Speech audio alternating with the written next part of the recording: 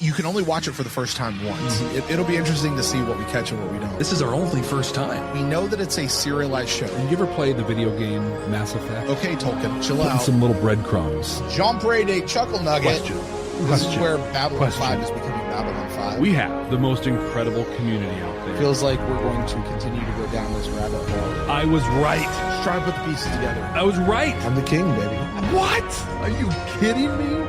Here I go back to Dune, as I often We're officially into it, Jeff. 100% so good. It was so completely accurate. That was great. I love that. Definitive ranking. I can keep watching the show. I love it so much.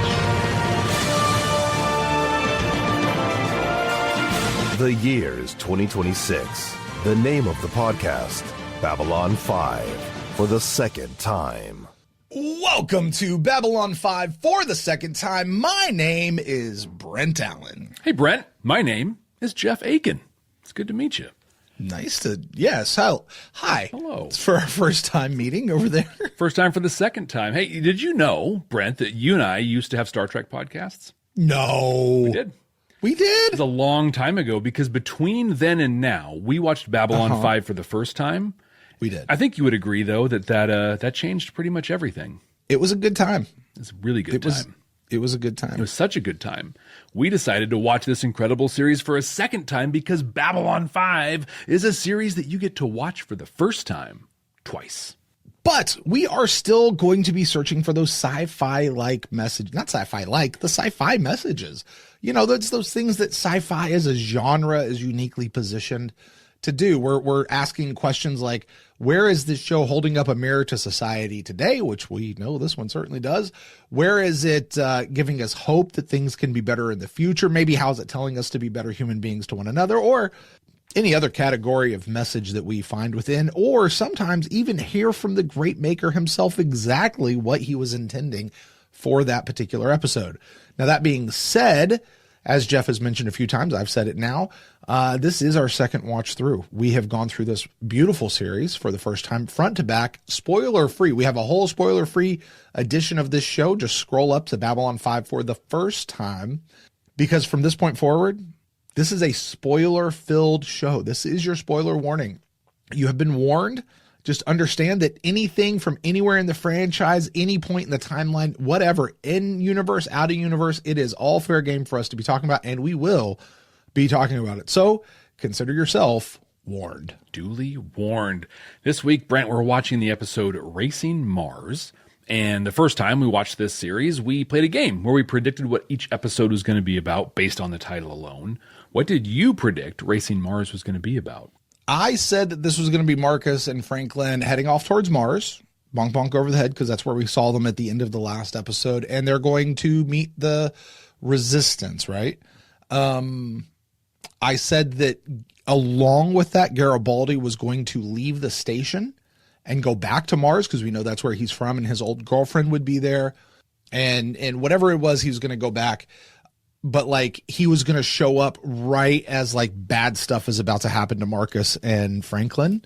And he's going to be like the Han Solo coming back, you know, shooting Darth Vader out of the sky or something like that. That's basically where I thought this was going to go. He'll swoop in, save him. And that is a great reference considering the day that we are recording this on. Right. It really is. Well played. How about you, Jeff? I thought this was going to be like just Marcus and Franklin shenanigans. Played for laughs, kind of a softer episode with a bunch of jokes in it. And I mean, how could I not think that? Because we literally ended the last episode with, I am the very model of a scientist Solarian. I've studied species Turian, Asari, and Batarian. how did I not have that loaded last time? I don't know how you don't have that just as a solid sound drop on your board at all times for everything that you do. It's here now. I now need you to send it to me so I have that for everything I do, because I will put that into every podcast that I am a guest on or that I co-host or whatever. It's going to happen. That's a Morden voice that you want to hear on a regular basis. That is done by Morden. Man, that's like a 2-for-1 right there, man. Exactly. Wow. Jeff, I think you might have been a little closer than I was through that. However, why don't we take a look and see exactly what we said the first time around? Yes, let's do that. Previously on Babylon 5 for the first time. Racing Mars. Brent, what did you think of this episode? I loved this episode. No, you did not. I did. You did not. I laughed. I freaked out. I even cried a little bit, sort of, figuratively. It was really sad when Jack went. That was a moving moment. This week wound up committing the ultimate sin. It was kind of boring. What? I'm going to dump all over this episode if you let me lead this conversation. Marcus and Franklin being married. This hit so different in 97 than it did right now. What a comment that is on how far we've come in these 25-ish years since this episode aired. I thought that was pretty cool. Switch genders, and nothing about that scene had to change. Put Sheridan and Ivanova there. To insert that with such normality and do it under the guise of comedy in the world that was 1997, it's just brilliantly done. I very much appreciated that piece. The Ivanova thing, awesome. Yep. While Sheridan is off taking his mandated time off, Ivanova's handling business. Yeah. And she set something up. And basically, it sounded like she was building her own NASCAR fleet. We're going to soup up your engines. Yep. We're going to get you going. She basically did if the mafia was running NASCAR, because she's like, we'll take care of you. We'll fix you up, soup you up. Also, if you don't, I will blow you up. Captain Jack is totally Harry Mudd. Except Harry Mudd had a solid accent all the way through. This guy had about 5 different accents that would intercut within the same sentence. But he decided, he's like, this thing really had control over me, and there's only one thing I can do. I thought it was very brave. I thought it was sad. Sheridan, in public, was telling Garibaldi to not air his private issues in public. Just like you said, they get in that like high school shoving match. And I was like, what is happening here? Who are these people? And you see those guys in the back, and I'm like, why is Rammstein in this episode? Rammstein talks to him. He buys into their stuff. They never actually said what we're doing. They did a little bit. At the very end, we'll get him the help he needs. Okay, what does that mean? That seems very euphemistic to me. The help he needs. We'll send him to this prison where we sent that director guy and reprogram him. Brent, the chat's pretty overwhelming that you're the bad guy in this one. Here's the thing. I am shocked that I didn't like this episode. You remember it fondly. I remember it very fondly. I remember it being funny. I don't know that the only thing I truly remember about this episode is there's a Franklin and Marcus shenanigans episode. Mm-hmm. And then there's the whole thing about them having to play like they're gay, which, while it does not play well today, was absolutely hilarious back in the 90s. That's really what I remember. Yeah. About this episode. And the rest of it just I don't remember about Sheridan taking mandated time off. I do, just based on what we just saw. I do remember Ivanova kind of like trying to get people together and like, yeah, we're going to soup you up. We're going to do this. We're going to do this. And if you don't, we're going to blow you out of the sky, kind of extorting them a little bit. Almost. Right? Yeah.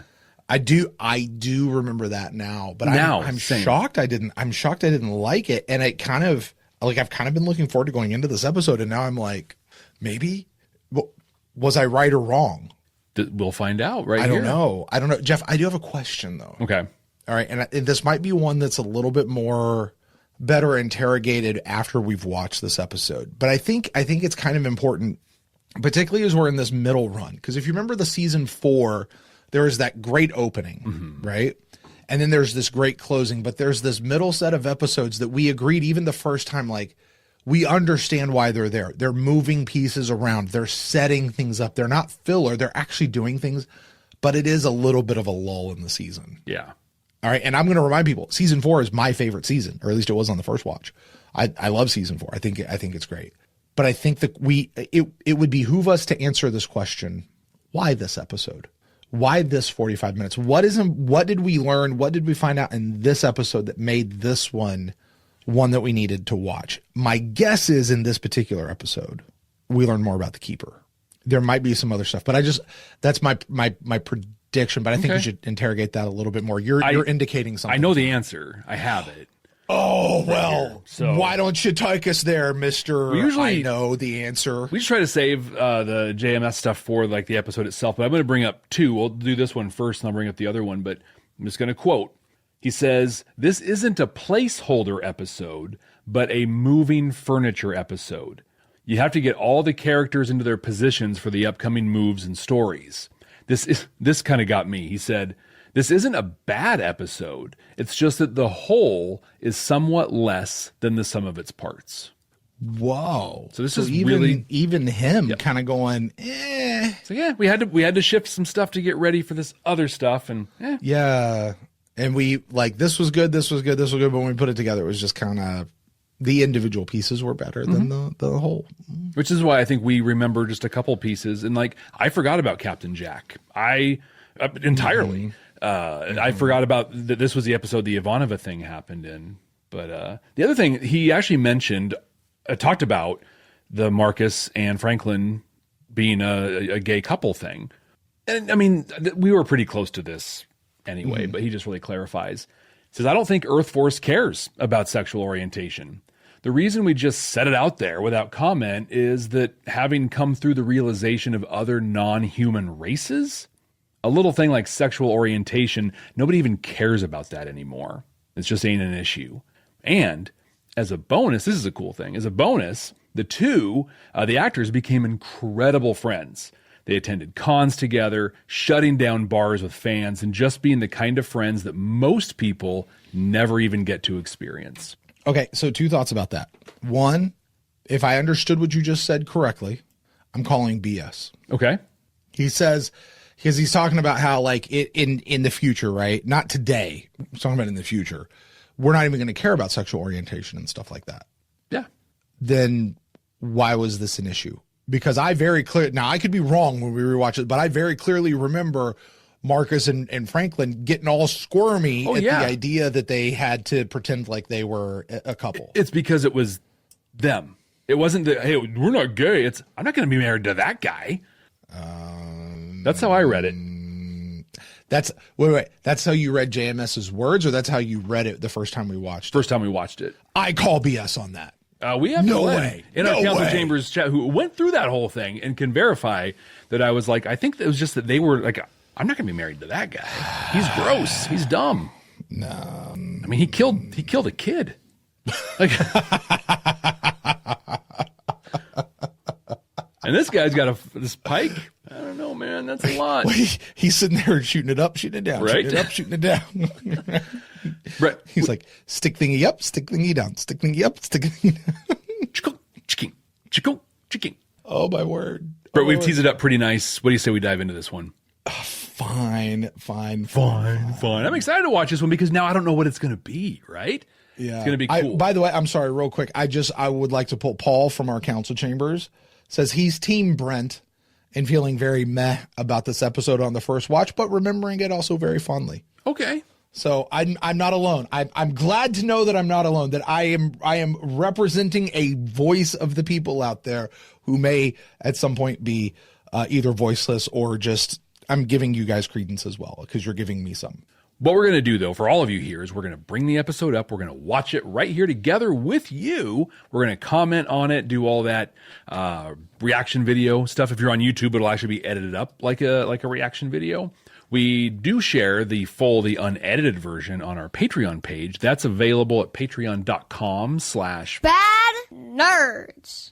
And if you guys are listening to us on an audio podcasting app, good news, you're going to get the full audio of exactly what we're about to do because Jeff and I are sure to have lots of conversations in the middle of this particular episode, and you're not going to want to miss that. And of course, you'll still get the full conversation on the backside. So Jeff, let's watch Racing Mars. Let's go. Accessing file.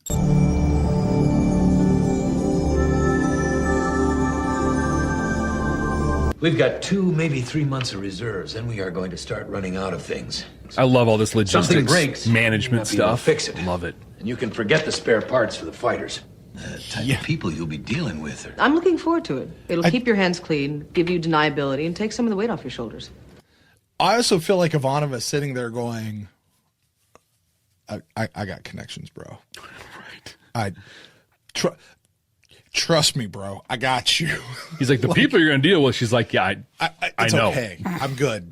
Actually, I am the people that I deal with. I don't know if you know, but I am Susan Ivanova. I was going to say, I don't know if you know my family name and my family history, but We're good. In Russia, we were a very big deal. I'm so sorry if that just offended anybody else out there. I'm so sorry. That's awful. As of now, I'm relieving you of command. You may not get another break for a long time. This is Ivanova being a peak XO. There's right much now. chance of me 100%. winning this argument, is there? This is None whatsoever. I never. I'm sorry. You know what I call this? This is leading up. Okay, I like that. You know what I mean? Like leading up. She's going, no. I'm going to lead you into rest. Go. So there's a lot going on here. And Yeah. so first off, what Ivanova's calling out is Sheridan has kind of created this cult of personality that we've seen growing over the last couple episodes. We're going to see Garibaldi really call him out on it in this episode. And then, for the next couple as well. But when everything is dependent on one person, you are one crosswalk away from everything falling apart. And so what Ivanova is doing is stepping in and being like, hey, John, there's actually a whole system here with a lot of competent people, including me. Take a couple days, just chill out. We've got you. Even if there's an emergency, we can handle it. I think that's fantastic. And what I love what's implied is that Ivanova has been continuing to work behind the scenes, maintaining that system. Well, and she kind of has to. The station's got to run. Right. But she also has to tell him to go because he wouldn't do it on his own. She's doing every bit of her job, not just the function of her job, but she's also doing the intent of she's got her captain's back, even when he doesn't see it for himself. He doesn't want it that way. Also, I have a Starfleet Leadership Academy episode from Enterprise's 2 Days, 2 Nights episode. It's where they go on shore leave, basically, And I remember it was one of the few episodes I watched, and I was like, oh, I don't have any leadership lessons in this. Like, this is just blah, blah, blah, blah. And then it hit me. No, the actual lesson here is you have to take time off for yourself.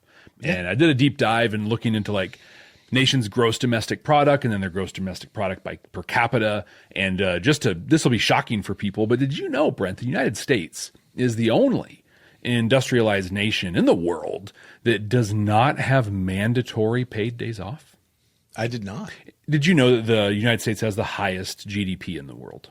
Yes. Did you know that it has the sixth highest GDP per capita? You would think that if we had a bunch of people not taking time off and we're making all of this money, we would have the number one gross domestic product per capita.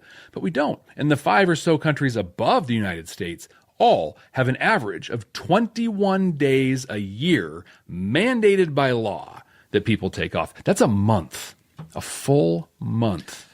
Here's the thing. While I can appreciate the idea that that's mandated by law, this is where I would also think that companies would, because they have people that do research to maximize everything. Why are they not utilizing this? Oh my God. Companies come up with a policy I'm sorry. Can of Let me worms. rephrase that. I'm not asking why. I understand why. It's dumb. What I'm saying is if you're a CEO, you're the head of a company, you're whatever, a president, whatever, this would be a good thing to adopt for your company. Yeah. At least, because if it's not a law, then at least adopt it and make it a policy for your company. Many companies do. They are out there that they do it. But I think it goes even further. There's so much research out there about work and how the idea cut me off because I will go forever. The idea of a 5-day-a-week, 40-hour work week is so draconian, and we're actually all it does is kill people. It doesn't lead to more productivity.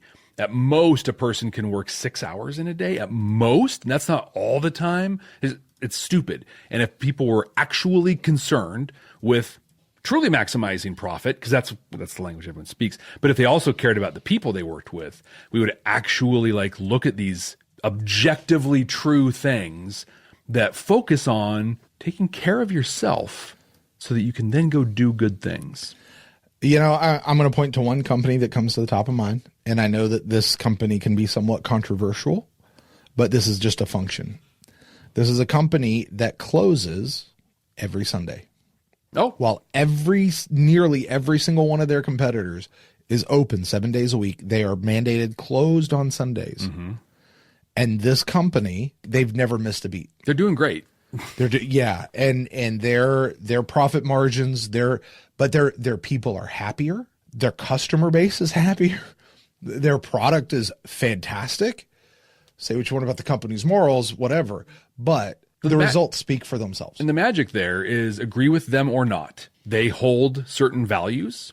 They attract people to work for them that share those same values, and they actually operate within those values. Now, some of those values, some people, myself included, would be like, oh, that is disgusting. Some of them are fantastic, right? It's all over the place. That's the thing with values. They can be all over, but the Sunday, not being open on Sundays is one of those things. This is a value for us. You know, we hold this day, they hold it holy, and it works for them. When a company can live its values and attract the people who also live those values, it's like this incredible little like matching thing where it's like, now we can actually be awesome. All of the dissonance happens when they stop actually aligning those things. Didn't expect a Babylon 5 Leadership Academy dive on this one, but no, there it was.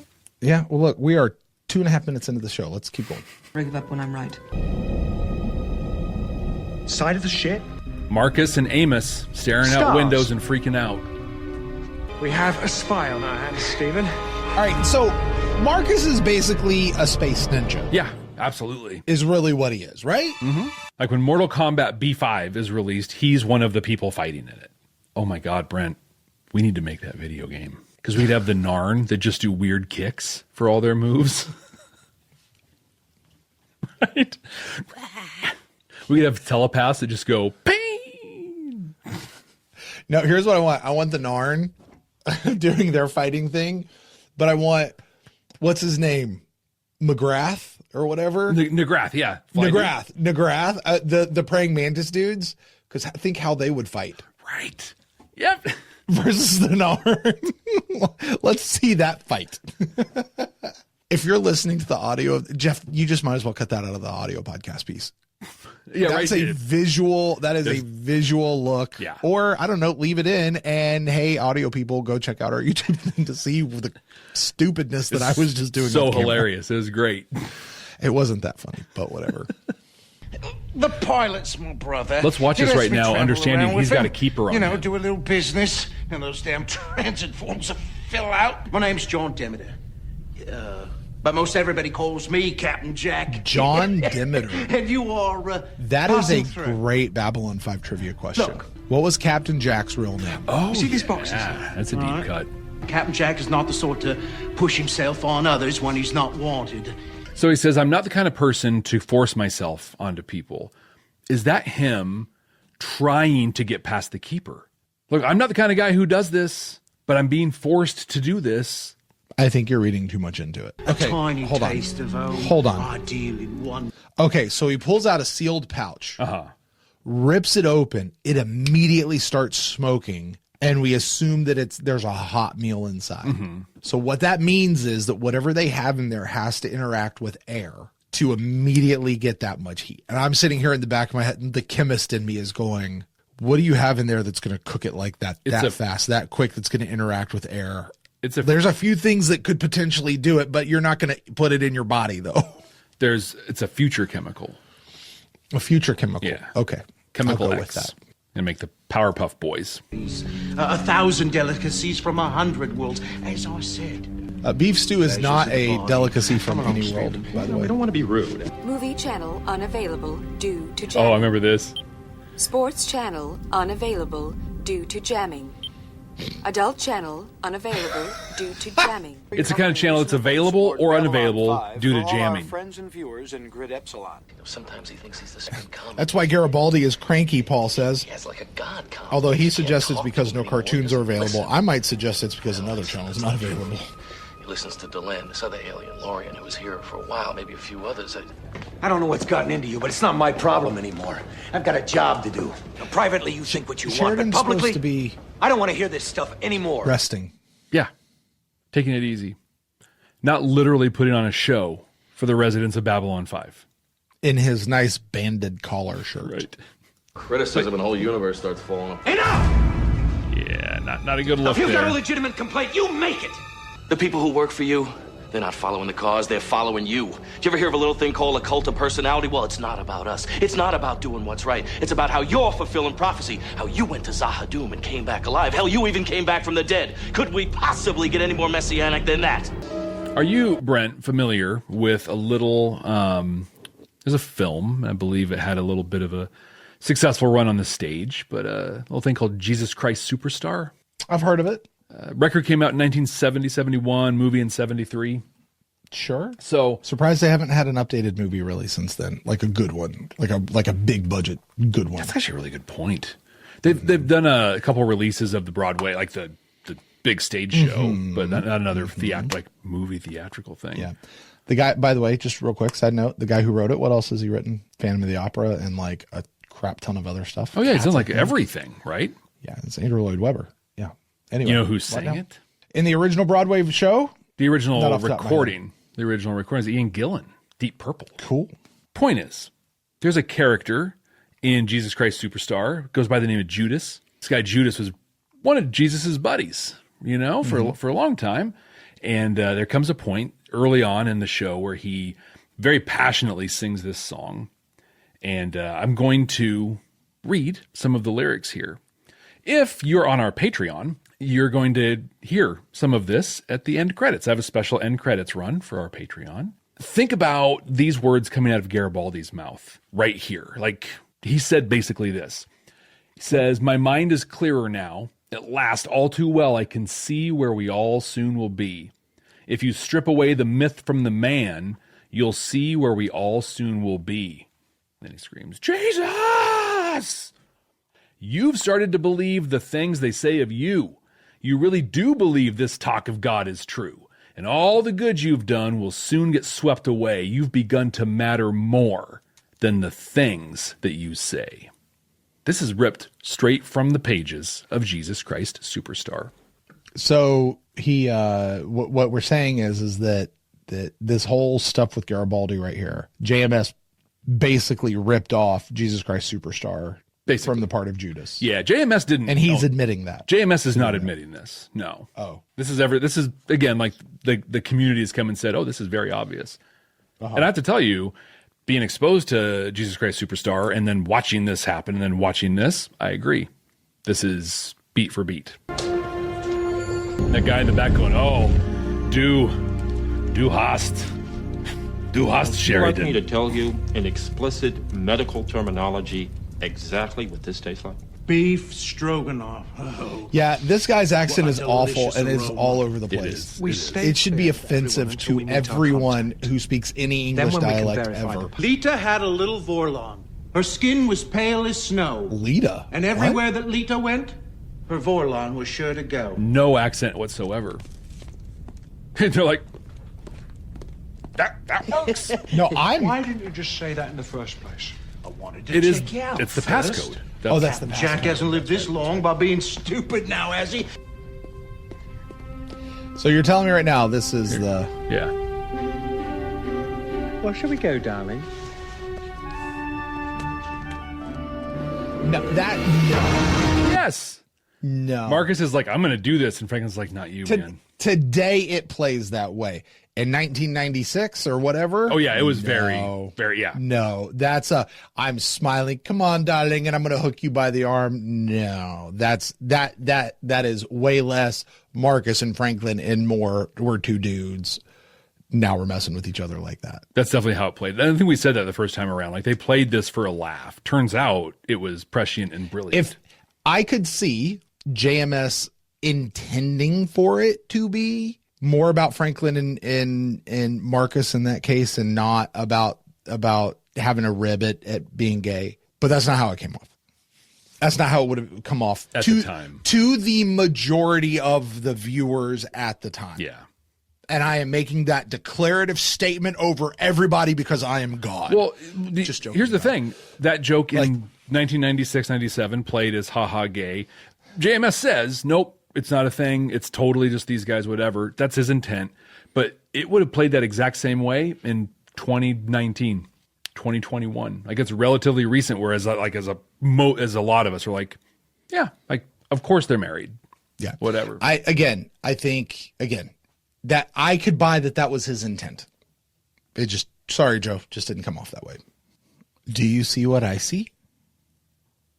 Do you see what I see? Nobody else is going to see this. This is just a me thing. Yeah, I don't think I see anything. Oh, all right. There is a very Star Trekian thing on screen right now. Pretty exact, unless I'm completely off. I think of the L cars in the back. No. Oh yeah, that's pretty. Oh, did Nia just call it out? The IDIC, the IDIC? The IDIC, yeah, yeah, exactly. That's dude. That looks almost spot on. The IDIC symbol right there. Yeah, just out the window. A little bit of an angle, and it's the exact same thing, but it's the same design. Just good question from Deborah in the chat that other people may be having as well. IDIC IDIC. It's a Vulcan philosophy. It's infinite diversity and infinite combinations. It's also a symbol Gene Roddenberry came up because he wanted to have merchandise to sell and make more money off of the product. He needed the toy guys to like him. Yeah, that too. But JMS talks about how at this point in the series, they're expanding, right? They've spent time on Centauri Prime. Now they're here on Mars. They're going to show the resistance, all this stuff. They're still working in that hot tub factory. Like, they didn't get any more space. And so they had to get really good at very quickly converting spaces. And worst of all, I'm married to you. Well, that's not my idea. Oh, you say that now. Tell that to your mother. She never stopped calling us about it. So when's the big day? I've got to pick out patterns and all. Really? They're so great together. Like, this is why we remember this episode fondly. 100%. Dust.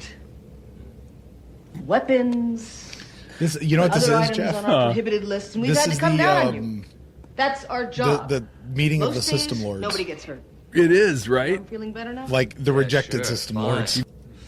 I do love just how central Here's what I'm casting all of these guys are. Instead of like, the usual destructive crap you guys bring in here, I want you to start transporting useful things. The odds of you having such an accident are greatly reduced once you sign on with us. Man, it's hilarious Since because we'll be Ivanova, maintaining it's your also, that ships, is messed it would be in your up. best interest to keep us supplied with fresh parts.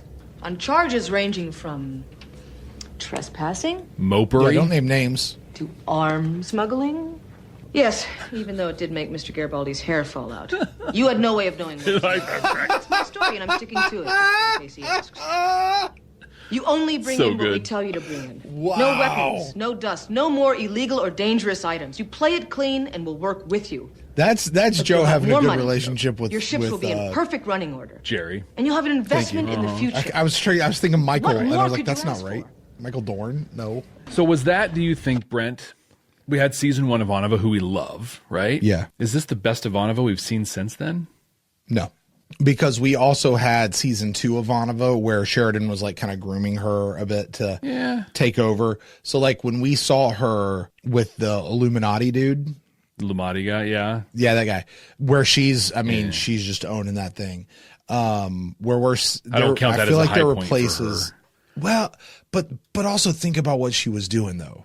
She was owning the hell out of that and making it happen. In a way, only Ivanova You know, could. Yeah. in a way only Ivanova, and she did it on her terms. As she never should have had to do that. But she took that bull by the horns and buddy, she rode that steer into the ground. You know what I mean? Yeah, Geometry of Shadows, Ivanova. Purple Was that and green. that's yeah. Oh yeah, Geometry of Shadows Ivanova. It might be the best since then. Okay. It's the most like in charge, in command. Okay, yeah, and even her just a little while girl ago set- when she went and saw the Tiki Party first ones, like she gave it to them pretty good. So Right. This is the Ivanova that we know and love. yeah. That's far enough. Move, you die. I remember this guy. Oh my god! Yeah, this is so great. That moving you die. That's far enough. And he talks like this the whole time. The whole time. Oh my word! Oh no! I forgot all about him. What is it with bad accents in this episode? Right? Like this is oh my word! Slow and easy, nobody gets hurt. Slow and easy, nobody gets hurt. Who I directed don't this? understand. Now, you were told to expect. Like, I can't, Jeff. I can't do it. I can't. Oh my word! I can't even now up against it. Like, how do you do that? If I was from Louisiana, I would be so pissed off at this. That is offensively bad. Oh my word! Like this is Waterboy type accent right here. Yes. This is farmer some of that high quality. We're gonna have that over there, and you're gonna get and then you're gonna get a touchdown. Sling blade, water boy, right? Get them French fry potatoes. Oh my God, Sling Blade would be. Can't. Oh my! I'm watching this. I'm hoping that this is something that they did in looping, and not this is what he was actually doing on set. Joe watched this and said yes. Please tell me he has a note of where he didn't like how this came out, wanted to re-record it, but they were out of budget and time, and so he had to let it go. Please. Nope. Dude, look at the flat top on this dude, man. Dude, this guy's like Kid and Play. So far, I'm not getting any keeper vibes from either one of these two guys. Same. Seconds, and here you two come in right on cue. I don't see number one tolerating that from him. Just like, she's like, shut here. We only got 2 types. The suspicious and the dead. And the dead. I trust the people I know so and bad. nobody else. This is so I don't bad. understand. Now, this should have been cleared before we got it. Yeah, I was enjoying this episode. Until then? It's so bad. Like, objectively, there's no redeeming anything. Well, his stubble looked good. This may be a good time. As you know, when Minbari becomes... She's pregnant? Before we get... Right. She's like, so Ivanova told me you had the day off, and I'm really curious why you didn't tell me that. We're engaged, if you remember. Come on, John. I'm just about ritualed out. John's got a point here. Ivanova's not listening to him, or Dylan's not listening to him right now. To one another. You want to see something? All right. Hold the picture for the camera. It's my daughter, Elijah. Just turned 18 2 days ago. Can't send her a birthday greeting, though, not with this embargo. Franklin's like, oh, well, you're 3 days too late. Right. She's gorgeous. What the hell was that? No, I've never seen anything like it. Whatever it was on Captain Jack. This would be a good point for Dr. Franklin to be like, well, it reminds me of the Vendrisi, but it came off his shoulder, said it was back. In fact, I'm kind of angry right now. Okay. Everything about this at this point is pointing to the Vendrisi. If I'm Dr. Franklin, right? Okay. Here's this thing on a person. It plugs into their, like, and that doesn't even get brought up. Right. Come on. So my guess is... Like one line of dialogue in this and they could have made that episode count. Grows as it does. Right. Hey, I learned this thing, and so now I Parasite. can see this and know this. I hate parasites, nasty little buggers. The thing of it is, they grow back. They always grow back. Jack, listen to me. Don't do anything stupid. I guess I'll finally find out what my tax money's been doing all these years. Jack, don't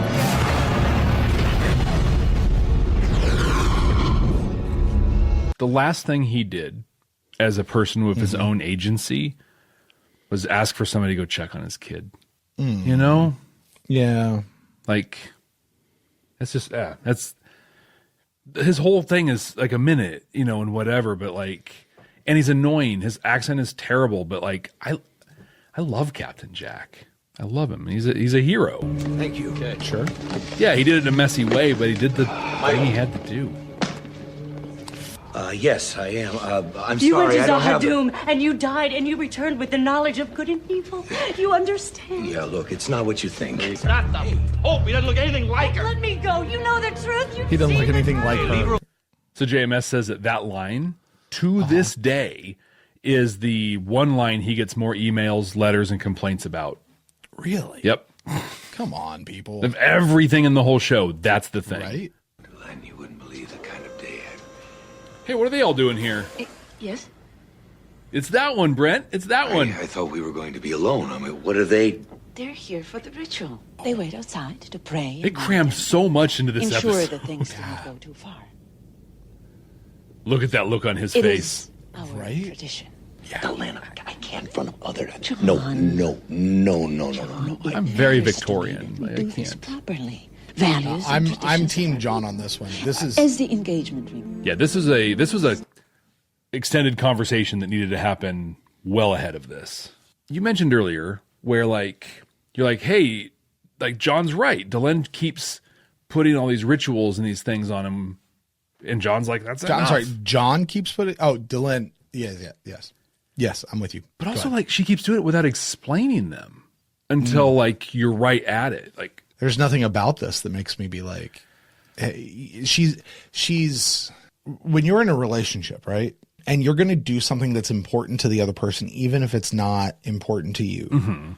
There is still a point that you look at them and go, I'm not comfortable doing this. Like, no.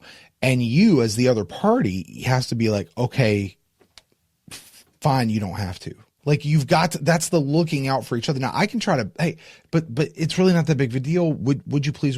And if they go, no, then that's got to be it. That's inside of a relationship. Mm-hmm. We're not talking about two people who are consenting adults. We're talking about people who are inside a relationship.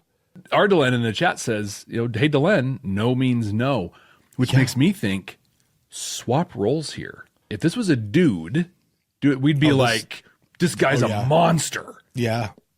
Here, it's kind of cute. Mm-hmm. It's not cute. This isn't okay. Mm-hmm. You're right. You know what? That is a great litmus test for the appropriateness of something. Swap them. Swap roles.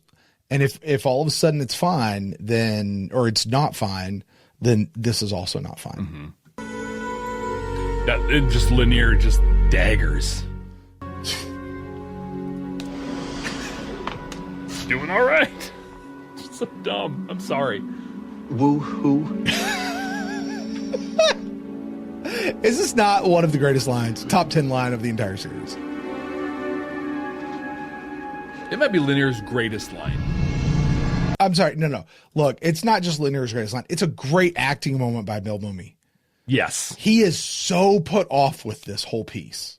And it's all in his face and in his voice. So good. What we didn't get it is Sheridan goes, woohoo! And then Delenn's like, John, I love you so much. And he goes, initiating getting the hell out of here maneuver. No. Meanwhile, I was going to go out, get some dinner. If you'd like to join me. Hey. You. Not. Why don't you two go on ahead and I'll meet you at the What hotel a bro. room. That's a good wingman right there. Sure? Positive. Doesn't skip a beat. Oh, where will I find you? This is the thing that leads to intersections in real time, right? Yep. There's the bar with the weird fight scene thing, and then the intersections. There was a question, Brent, in the council chambers chat. For those of you who don't know and have joined us recently, our council chambers tier subscribers get invited to our recordings. They're part of the whole thing. Are you ready to take your Babylon 5 for the first time experience to the next level? With our exclusive Patreon, you'll get access to all kinds of cool stuff that you can only find there. Our recording notes, unedited reaction videos, an exclusive Discord community. And you can even be listed as a producer of the show. Plus, we even offer exclusive meet and greets and hangouts. You won't find this kind of experience anywhere else. Get all these amazing benefits, plus the opportunity to interact with other fans from around the world. It's being part of a huge community where everyone shares the same appreciation for Babylon 5. Subscribe at patreon.com/Babylon5First. That's the number 5 and the word first to get access to these incredible benefits. That's patreon.com/Babylon5First. We can't wait to see you there. There was a question earlier that is this the episode that the guys truly like worse than they did the first time around? We'll talk about like this, ranking stuff here in a little bit, but I'm just curious, your overall read from what we just saw of our first time. I don't know. Apparently, I really didn't like this episode the first time around, and this is a fine episode. I find it fine. Is it exhilarating? Is it titillating? Is it anything of that nature? No. Here in a moment, I think we're going to have this discussion because I'm of the opinion this episode truly it's a moving pieces around episode, but that also we learn a lot more about the keepers. Yes. Right. Yes. Like there's that piece of it, but then there's also getting Garibaldi into the hands of the Edgar's guys.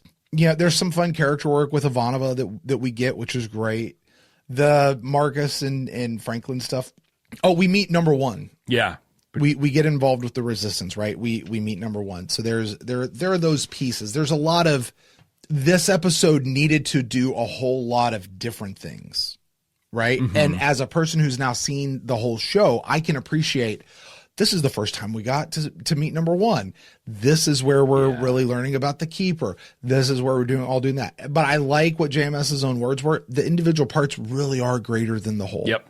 It's very well put. But based on the recap video that our lovely Dylan put together for us, I can't say that I liked this worse than the first time around. I feel like I probably even like it better. But I will say this. I do not like this episode as much as my memory tells me I like this episode. All right. Okay. That makes sense. Does that make sense what I'm saying? Mm-hmm.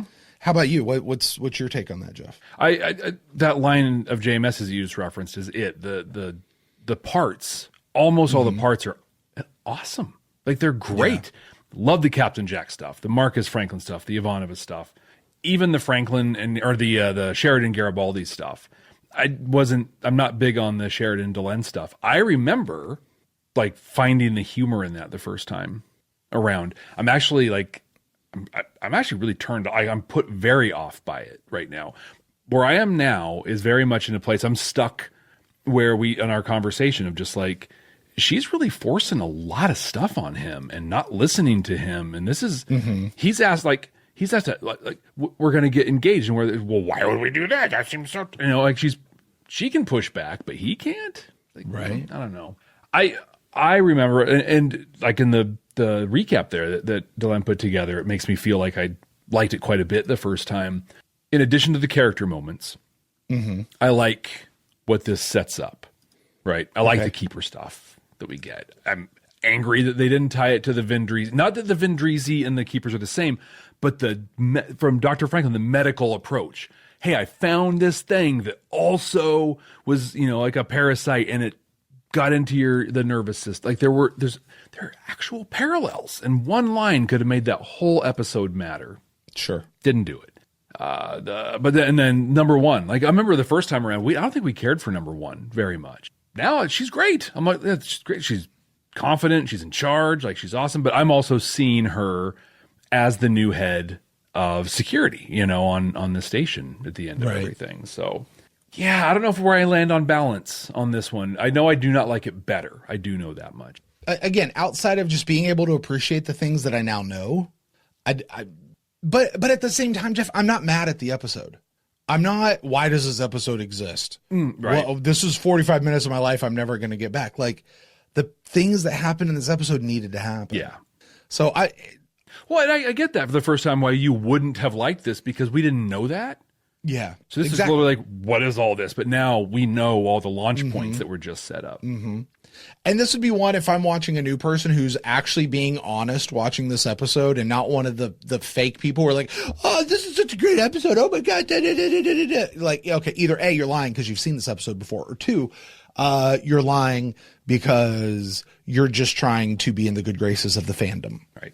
You're not actually being honest. Right. But for somebody who's actually being honest, and they're saying, and that's not to say that nobody's ever going to not like this episode all the way through. I'm not saying that, but for the most part, if you're being honest, my response would be, totally get why you'd feel like that. Just trust me that it matters, and let's move on. You know what I mean? Mm-hmm.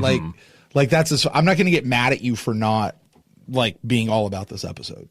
Any messages that you want to dive into? I honestly forgot that that's what we were doing.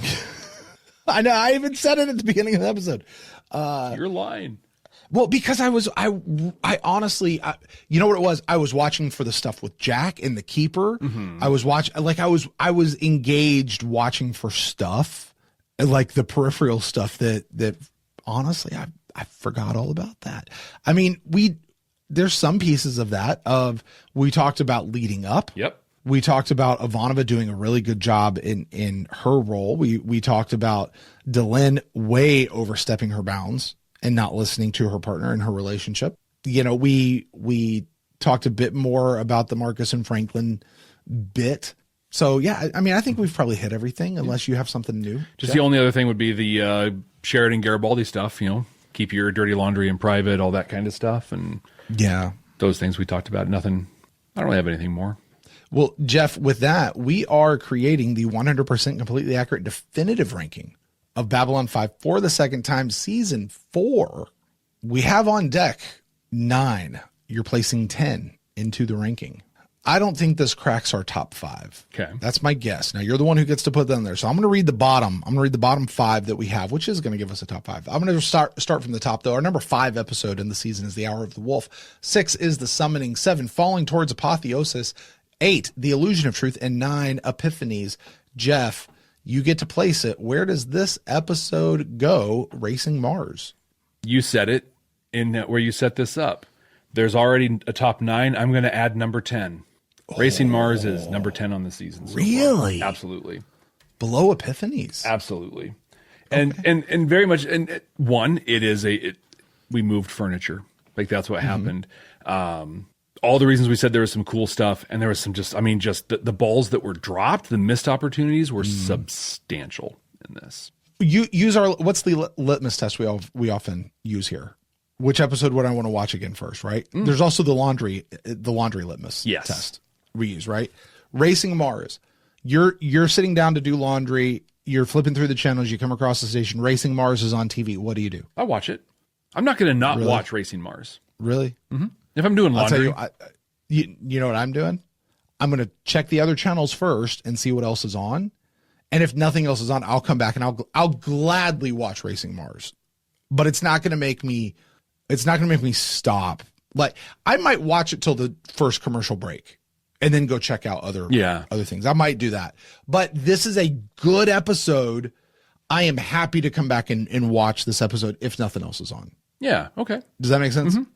Or as I say, if nothing better is on. Yeah. I think with this one, it would come up and I'd be like, oh, I don't think I want, oh wait, this part's coming. But yeah, I'd watch it for the moments that come through. Right. I get that. Wow. Number 10, Jeff. That's probably about right. Well, Jeff, that is going to do it for Racing Mars. Next week, we have another not new episode on deck, Lines of Communication. Jeff, what do you remember thinking about this episode? We watched it once. What are your memories of this episode? So a positive. This is the one where we're really starting to dive into the Minbari Civil War, setting the stage for that and heading into it. I remember Farrell. I remember Terry Farrell is what I thought, but he's a Minbari that, like, to this day, I think is one of the most beautiful living creatures ever. Like, I was just enraptured by him on the screen. And does he drop it like it's hot? No. Is he Despicable Me? He's a fascinating character because, like, he does some horrible things, but kind of for the right reasons. Okay. Sort of. But the thing that I remember this the most for, and I think everyone does, is this is where we get introduced to the Drock. This Drock. The really bad, the bad fuzzy thing? Yeah. Oh. Yeah. So we get, like, the White Star skinning the cat or whatever, and the big battle scene that, like, I think we get some, like, White Star Delenn in this one, which I think was kind of cool. But Delenn not just a side piece in this one? I think, she's pretty front and center on this one. Okay. In fact, 'cause I remember there's this scene where the Drock is like, you know, blah, blah, blah, blah, and then someone's like, oh yeah, Delenn? This changes everything now that I know you're this person. Right.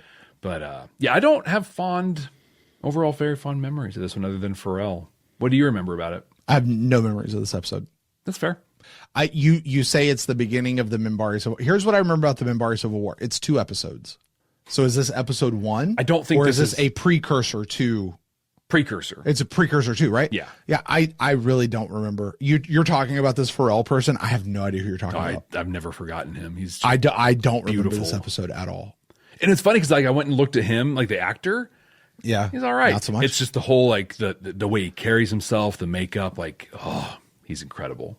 And I'm excited to see him again. I hope everyone else is excited to see him again because you're going to see him right here next week. So make sure you're subscribed so you don't miss it. We're going to be here the same time. The same, what do we say? Same Bab time, same Bab channel. Yeah, I said that again. So make sure you're here. Like, subscribe, do those things, comment. There's always some really awesome conversations going on. I've actually been, recently we have those little YouTube shorts that go out, and there's been some pretty fun little comments and stuff on those that I've gotten plugged into, which is a lot of very cool. If you want to be a part of our recordings, you can join up on our Patreon. Our Council Chambers tier is invited. We also have a ton of content on there that you can check out. Stargate SG-1 for the first time, Babylon 5 stuff. Brent has some Andor on there. I've got some Jeremiah and some other stuff. Just a lot of properties, a lot of different stuff that we get into that you can access on that Patreon. So go check that out. But if you can't do that, don't want to do that, aren't in a position to do that, that's totally cool. If you want to help us out, you can do so by sharing this show. And what better time than when the Drox show up for what we were hoping would be the last time. So with that, my name is Jeff. That is Brent. And we'll see. Hey, Jeff. Yeah, what's up? Hey, what's the ending joke? What do you have for the ending joke on this one? Shoot, I totally forgot. We talked about it before I was going to do it. I was like so into the episode, I forgot to do it. I kind of feel like, let me work a woohoo in here or something. Jeff, you had one job, and you didn't do your job. Okay, kettle. Pot. Indeed. I mean, we're not some deep space franchise. This station is about something.